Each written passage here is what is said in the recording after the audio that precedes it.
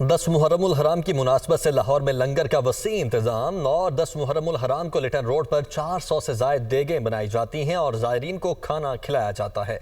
मजीद बता रहे हैं मोहम्मद उसामा।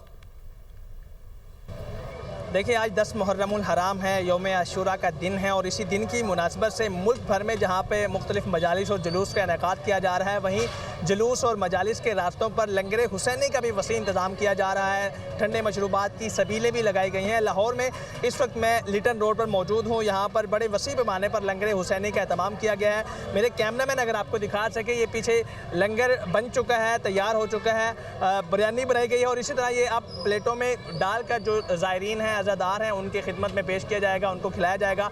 9 और 10 मुहर्रमुल हराम को रिवायती तौर पर यहाँ पर वसी पैमाने पर लंगर हुसैनी का एहतमाम किया जाता है। मजमूई तौर पर हमारी कुछ लोगों से यहाँ से जिनसे बात हुई, उनका कहना था कि तकरीबन 400 से ज़ायद देगें बनाई जाती हैं, जिसमें बिरयानी होती है, मुख्तलिफ किस्म के खाने होते हैं, दीगर मीठे चावल होते हैं और हलीम भी बनाई जाती है। तो इसी तरह मजमूई तौर पर 9 और 10 मुहर्रमुल हराम के दिन यहाँ पर 400 से ज़ायद देगें बनाई जाती हैं। वसी पैमाने पर लंगर हुसैनी का इंतज़ाम किया जाता है ताकि जो अज़ादार हैं, ज़ायरीन हैं, जो जुलूस और मजालिस में शिरकत कर रहे हैं, उनकी खिदमत की जा सके। इसी तरह साथ साथ ठंडे मशरूबात की, दूध की सबीलें भी लगाई जाती हैं ताकि उनकी प्यास को भी बुझाया जा सके।